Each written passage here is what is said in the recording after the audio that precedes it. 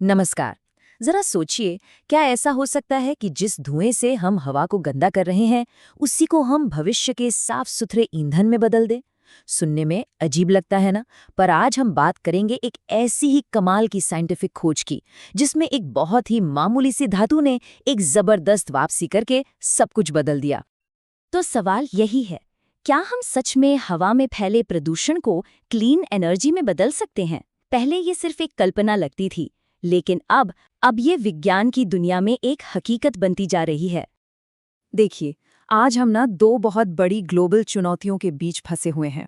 एक तरफ तो हवा में कार्बन डाइऑक्साइड बढ़ती ही जा रही है और दूसरी तरफ हमें चाहिए क्लीन एनर्जी के सोर्स, वो भी बहुत ज्यादा।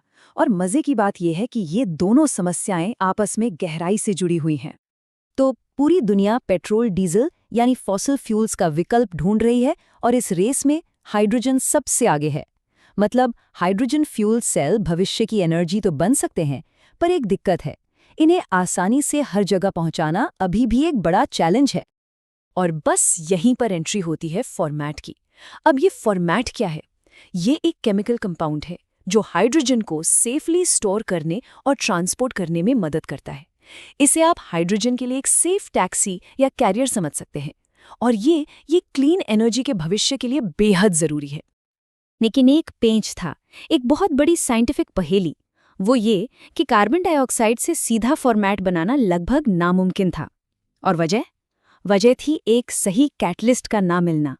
तो चलिए इस कैटलिस्ट की उलझन को सुलझाते हैं। बहुत सिंपल भाषा में समझते हैं। कार्बन डाइऑक्साइड को फॉर्मेट में बदलने की जो प्रक्रिया है, उसे तेज करने के लिए एक कैटलिस्ट चाहिए। कैटलिस्ट आप समझिए एक तरह का हेल्पर है जो किसी भी केमिकल रिएक्शन की स्पीड को जबरदस्त तरीके से बढ़ा देता है और खुद उसमें इस्तेमाल भी नहीं होता। और बस इसी सही हेल्पर यानी कैटलिस्ट को ढूंढना ही सबसे बड़ी चुनौती थी। अब यहाँ साइंटिस्ट्स के सामने एक दुविधा थी, एक डिलेमा। एक तरफ थी प्लैटिनम जैसी कीमती धातुएं। ये काम तो कमाल का करती थीं, पर बहुत ही महंगी और दुर्लभ थीं। और दूसरी तरफ थी मैंगनीज जैसी आम धातुएं। ये सस्ती तो थीं, पर बहुत जल्दी खराब हो जाती थीं, मतलब काम की नहीं रहती थी। तो करें तो क्या करें? और फिर कहानी में एंट्री होती है हमारे हीरो की, मैंगनीज। जी हाँ, वही मैंगनीज, एक ऐसी आम सी धातु जिसे अक्सर अनदेखा कर दिया जाता था। लेकिन साइंटिस्ट की एक टीम ने जब इसे एक नए एंगल से देखा ना, तो पूरी कहानी ही पलट दी। तो येल यूनिवर्सिटी और मिजोरी यूनिवर्सिटी के रिसर्चर्स ने अपना पूरा ध्यान मैंगनीज पर लगाया। कमाल की बात यह है कि उन्होंने कोई नई अजीब चीज नहीं खोजी, बल्कि उन्होंने एक ऐसी चीज को चुना जो हमारे आसपास भरपूर मात्रा में है और बहुत सस्ती भी। असली खेल सोच का था, चीज का नहीं। तो सवाल ये है कि उन्होंने ये किया कैसे?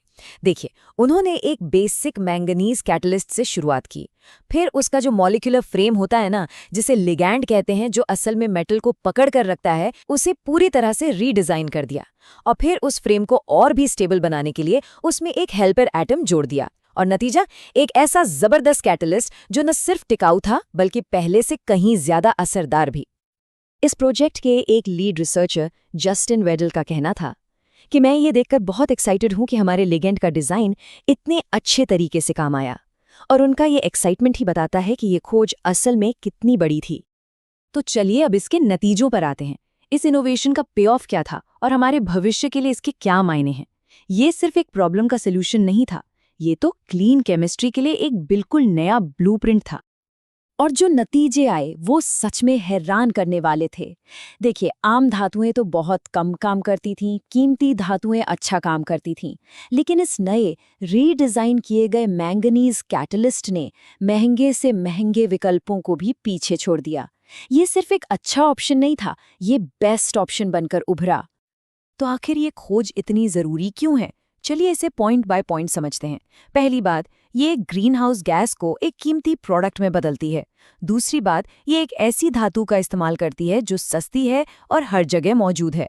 तीसरी, ये हाइड्रोजन फ्यूल के स्टोरेज को और भी एफिशिएंट बनाती है।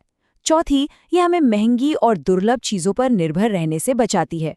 और सबसे बड़ी बात, ये केमिस्ट्री के लिए एक नया डिज़ाइन प्रिंसिपल तैयार करती है। और बात सिर्फ कार्बन डाइऑक्साइड तक ही खत्म नहीं होती। ये जो डिजाइन करने का नया तरीका मिला है ना, ये केमिस्ट्री की दुनिया में कई और दरवाजे खोल सकता है। मतलब भविष्य में इससे न जाने कितनी ही नई और कमाल की खोजें हो सकती हैं। और ये पूरी कहानी हमें एक बहुत बड़े सवाल के साथ छोड़ जाती है कि ऐसी और कौन सी ग्लोबल प्रॉब्लम्स हैं जिनका हल शायद हमारी नज़रों के ठीक सामने है। बस हमें आम चीज़ों को एक नए नज़रिए से देखने की ज़रूरत है। क्या पता सबसे बड़े जवाब सबसे मामूली चीज़ों में ही छिपे हों।